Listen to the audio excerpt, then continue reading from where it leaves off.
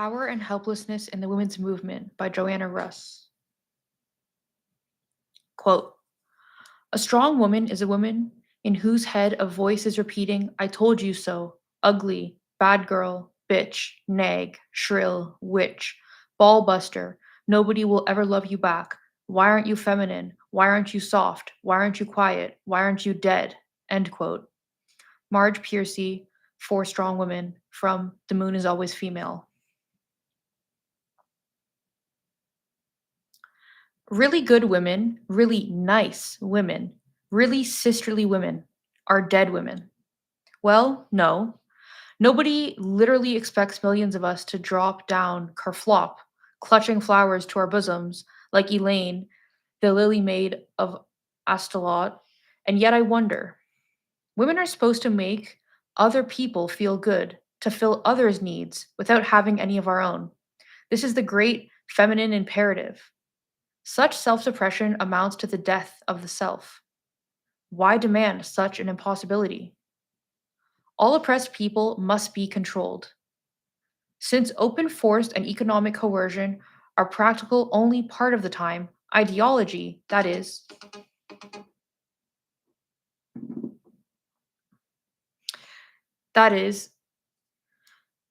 internalized oppression, the voice in the head, is brought in to fill the gap. When people discover their own power, governments tremble. Therefore, in addition to all the other things that are done to control people, their own strength must be made taboo to them. Vast numbers of men can be allowed to experience some power as long as they expend their power against other men and against women. A desirable state of affairs since it keeps men, and men and women, from cooperating, which would be a grave menace to the powers that be. Therefore, the masculine imperative is less severe than the feminine one. The masculine imperative means that men avoid the threat of failure, inadequacy, and powerlessness, omnipresent in a society built on competition and private property, by existing against others. But the feminine imperative allows of no self help at all. We exist for others. But women are also terrified by female strength. Women judge success in women to be the worst sin. Women force women to be unselfish. Women would rather be dead than strong, rather helpless than happy. Feminist women, too. If you've been forbidden to use of your own power for your own self, you can give up your power or you can give up yourself. If you're effective, you must be so for others, but never for yourself. That would be selfish. If you're allowed to feel and express needs, you must be powerless to do anything other about them and can only wait for someone else, a man, an institution, a strong woman, to do it for you.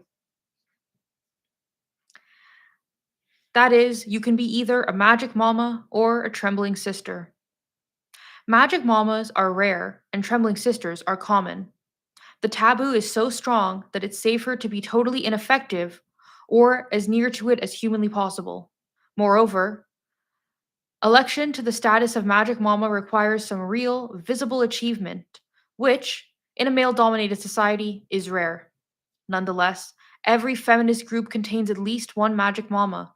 Success being entirely relative, somebody can always be elevated to Magic Mama status. If canny group members aware of this possibility refuse to do so, say, or achieve anything, they can be chosen for past achievement, or smaller and smaller differences in behavior can be seized on as evidence of magic mama hood. Since we are all struggling with the feminine imperative, one of the ways achieving women combat the guilt of success is by agreeing to be magic mamas. Magic mamas give to others eternally. Magic mamas are totally unselfish. Magic mamas have infinite time and energy. Magic mamas love all other women always. Magic mamas never get angry at other women. Magic mamas don't sleep. M- Magic mamas never get sick.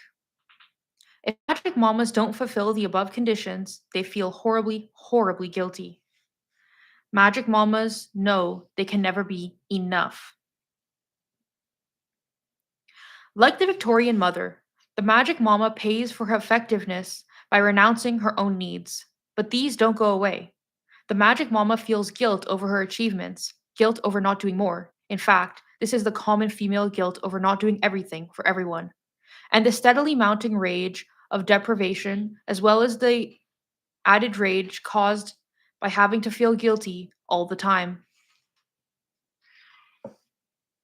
Meanwhile, the trembling sister has plenty to be enraged about, too. Having avoided the guilt of being effective, she's allowed to feel and express her own needs. But she pays for these advantages by an enforced helplessness, which requires that somebody fill her needs for her, since she's not allowed to do so for herself.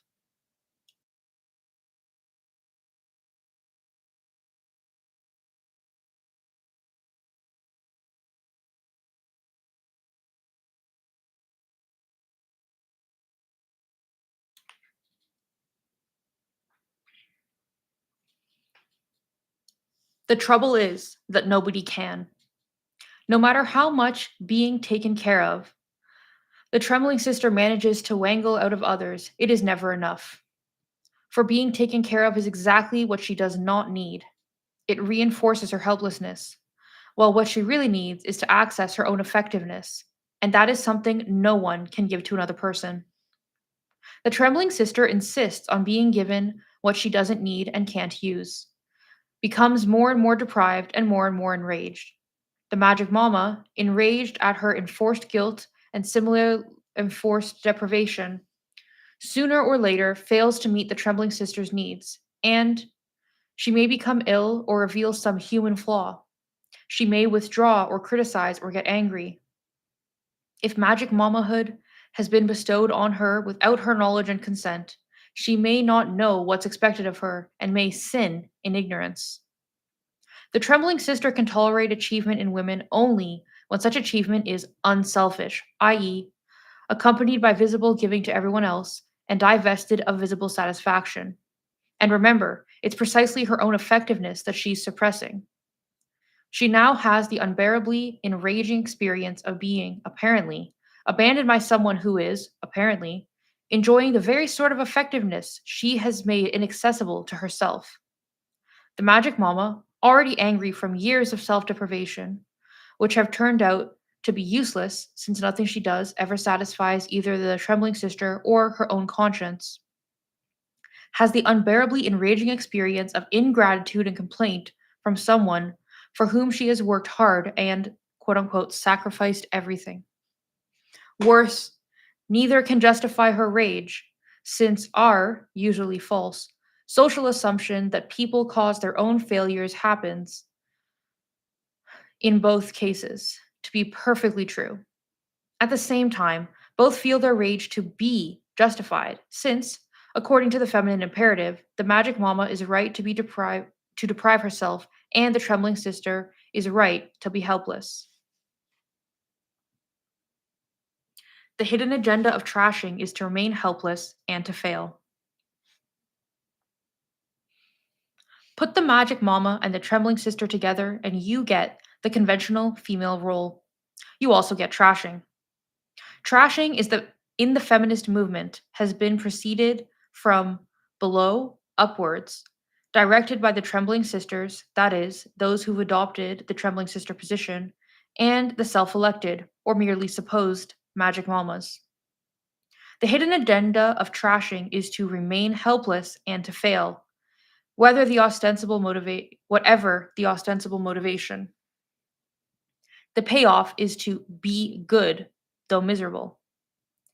The trembling sister slash magic mama scenario is predicated on the unrealistic ascription of enormous amounts of power to one side and the even more unrealistic ascription of none at all to the other. It assumes that hurting another woman's feelings is the worst thing, the very worst thing, the most utterly awful thing that a woman can do. In a world where women and men are starved, shot, beaten, bombed, and raped, The above assumption takes some doing, but since the Magic Mama slash Trembling Sister script requires it, it gets made. The script also assumes that the Magic Mama has no feelings, or if she does, hurting them is a meritorious act. Magic Mamas do less harm. They can work themselves to death, or, paralyzed with guilt, do nothing. Or they can encourage other Magic Mama's guilt, or fail to discourage Trembling Sister's expectations of Magic Mamas. But discouraging a Trembling Sister's expectation of a Magic Mama is an enterprise fraught with risk, as many feminists know to their cost. What to do? Both parties need the confidence that self love and self assertiveness are not evil. The Magic Mama needs to learn that feelings of guilt are not objective political obligations. The Trembling Sister needs to learn that feelings of intense conflict about power has nothing to do with objective helplessness. The Magic Mama needs to be helped. The Trembling Sister needs not to be helped. No one originally takes their position of her own free will. The feminine imperative is forced on all of us. But in adulthood, and certainly within a feminist community, a woman who remains in either position is her own prisoner. The women's community, as a mystically loving band of emotional weaklings who make up to each other by our kindness and sweetness for the harshness we have to endure in the outside world, is a description that exactly characterizes the female middle class subculture as it's existed in patriarchy for centuries, without changing a thing. This is not a revolutionary movement, but a ghetto in which anyone seen as having achievement, money, or power is cast aside as a magic mama whose function is to make up to everyone else for the world's deprivation and the terror of effectiveness. This is impossible. So the requirement becomes to make other feels good at all times, especially seductive goal in times of political reaction when activity directed outward at the seemingly monolithic social structure is not only frustrating but frighteningly dangerous. So honesty goes by the board, hurt feelings are put in the premium, general fear and paralysis set in, and one by one, any woman who oversteps the increasingly circumscribed area of what's permissible is trashed. Eventually, after the demons of success and effectiveness have been banished, and all the female villains who made everyone else feel miserable have left or been silenced, what happens? The group disintegrates. The feminine imperative has been faithfully served. The enemy has been driven from the ranks. Feminism has been destroyed. Some revolutionary proposals. Self sacrifice is vile. Martyrdom cults, like those surrounding Sylvia Plath, which link failure, death, and female approval, are abominable. Anyone who ascribes enormous success, money, or power to any woman, certainly any feminist, is daydreaming. Uncritical support is a contradiction in terms. There is a crucial distinction between the personal and the political. The former leads to the latter, but not automatically or without hard work. Women are not beginners at art or politics. We need to recover our forerunners, not remain in a socially and self imposed infancy.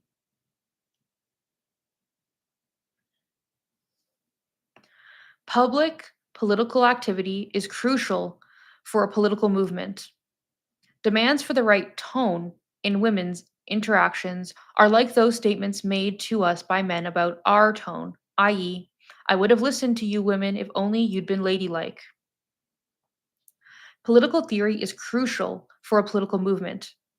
I favor the incorporation of class analysis into feminism, not vice versa. But any way of dealing with political relations between male groups will do. Unless, like J. Edgar Hoover about communism, you think all we need to know about contemporary patriarchy is that we're against it. What makes the Magic Mama slash Trembling Sister scenario so stubborn is the hidden insistence that a woman cannot, must not, be allowed to use her power on her own behalf. Our society runs on self aggrandizement for men and self abasement for women. Talk of self love terrifies men, for whom it means admitting interdependence and emotionality, while women can only expect that I'm recommending brutality and callousness. One remedy would be to remember Cicely Tyson's TV portrayal of Harriet Tubman. Biographers are always surprised when women like Tubman sacrifice their personal lives, or so the biographers assume, for a cause. That is, they interpret such women's actions in terms of the feminine imperative. But to be General Moses was no Victorian self sacrifice, any more than Cicely Tyson, in my opinion, the best living performer in theater, uncontainable in a conventionally superficial role, sacrificed something she really wanted to do in order to do her duty by playing Harriet Tubman. When Harriet Tubman said that God wanted her to lead her people to freedom, she was not submitting her will to another's, but arrogating to herself the authenticity and truth of her God, not losing herself, but uniting herself with her own transpersonal dimension. Viewers who saw Tyson tuck her chin down in maidenly shyness and whisper, "Mama and Daddy, the last thing I want to do is cause you to worry," and then burst forth in fire, "But God," know that they have not seen anything remotely like self sacrifice, either on the character's part or the actress's. An action may be hard, unpleasant, dangerous, the salvation of others, and heroically self creating. Nor is there anything wrong with that, unless you believe that human selves, especially female selves, are intrinsically bad, or that we are a lousy species. Effectively, to insist that we both behave honestly and responsibly and risk hurting others' feelings, which is hardly the worst thing in the world, is emphatically to disobey the feminine imperative. It's selfish. It isn't sisterly. The feminist act. I haven't, needless to say, written the above out of pure altruistic concern for the women's community. And I can't envision any of it affecting those women so alienated from their own power that they feel desperately that they must have a magic mama, somewhere, somehow, at all costs, even the cost of being miserably helpless. But there are many women who don't feel helpless themselves, yet feel guilty, A, that everyone else must be, and B, they don't want to risk the possibility that these totally helpless and vulnerable people may create a nasty scene. Quite a contradiction, that. I also violently resent being first elevated to mythological status and then slammed for it, and the insistence on this person's hurt feelings and that one's tremendous vulnerability, and the exquisite fragility of everyone, which doesn't prevent some of them kicking up a very nasty fuss when they don't get what they want. People dealing with external oppression don't act this way. For one thing, they don't have time. The magic mama slash trembling sister syndrome is a sign of internalized oppression and a form of addiction. That is, since it reinforces the feminine imperative, the more you get, the less you have, and the more you need. The scenario strikes me as class linked. I suspect that those oppressed in a directly economic way or by open force don't do this nearly as much, or at least that it doesn't reach the same pitch of feverishness. However, it may be that the kind of services women qua women provide, affection, admiration, R&R, personal service, require that women be controlled by ideology since these services must be provided voluntarily, at least to some degree.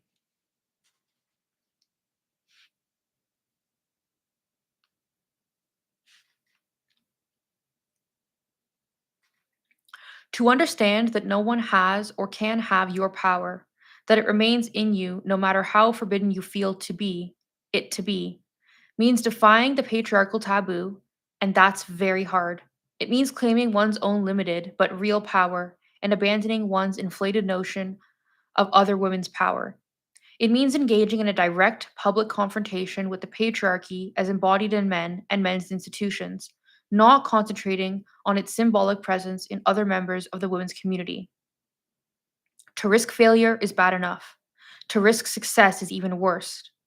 After all, women have been burnt alive for claiming a power which was, paradoxically, not enough to save them. It's safer to be weak, Safer to have someone else to be strong for you and be punished for it in your place.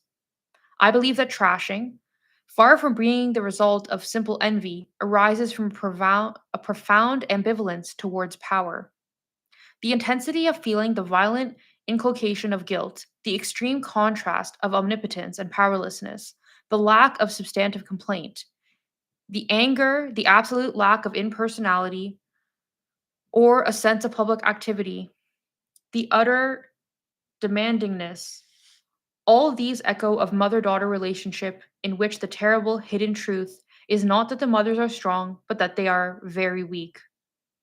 The complaint, "You are so strong, I am so helpless," hides the far worse one. "I am strong enough that my strength will get me into terrible trouble, and you are too weak to protect me if that happens." For all oppressed people, strength and success are a double edged, heartbreakingly desirable, and very dangerous. But to risk winning, Phyllis Chesler's phrase from Women in Madness, a book to which I owe many of the ideas in this piece, is the only way out of oppression. Successful feminists aren't immune to this terror of power. All the women I know feel it. We take the risk anyway.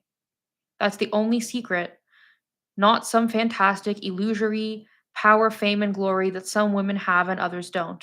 I recently heard a conversation between two lesbians, one of whom was living openly as such, and the other whom was afraid to leave her marriage. The married one said, "I can't leave my husband because I'm not brave like you." To which the other, who had left her husband only 2 years before, said, "Don't give me that. I was just as scared as you are after I left my marriage, but I did it anyway. That's what made me brave." The magic mama slash trembling sister polarity is illusory. Both are positions in the same belief system. Both are engaged in ritually sacrificing the possibility of a woman's being effective on her own behalf, not needy and ineffective, not ineffective and altruistic, but effective for herself. It's selfish, vicious, and nasty, and will cause everyone within 1,000 miles to faint flat. But it beats being dead.